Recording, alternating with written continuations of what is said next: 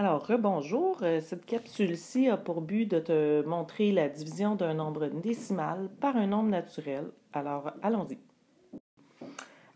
Donc ici, j'ai 6464 et 9 dixièmes divisé par 26.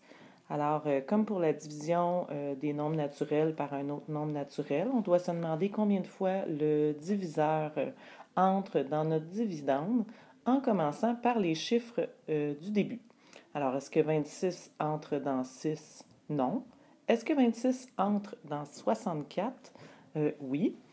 Donc, on peut dire qu'il rentre deux fois, parce que 26 fois 2, ça va donner tout près de 50. Et si je l'ajoute une autre fois, 26 fois 3, si j'arrondis à 25, 25 fois 3 donne 75. Donc, c'est pas possible de le rentrer trois fois.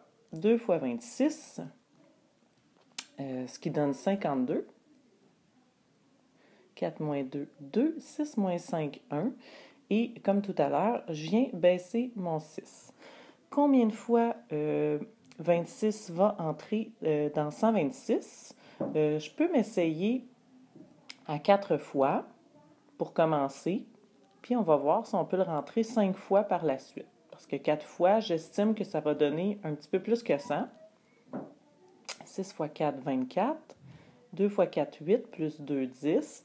Si j'entrais 26, si je multipliais 26 une autre fois, donc au lieu de 4 fois, je multipliais 5 fois, si je faisais 104 plus 26, j'arriverais à 130, ce qui me donnerait trop. Je dépasserais 126 ici. Donc, je le rentre 4 fois. 126 moins 104, donc 2, 2 et ici 0. Je viens baisser mon 4. Et là, je me demande combien de fois 26 va rentrer dans 224. Si je le multipliais 4 fois, ça ferait 104. Donc, si je le multiplie 8 fois, 26 fois 8, je me dis que ça va donner le double ici. Donc, 208. Je ne peux pas le rentrer une neuvième fois. Je ne peux pas le multiplier une neuvième fois. Donc, 8 fois, parce que je vais dépasser mon nombre ici de 224. Donc, 8 fois 26, 208. Je l'écris.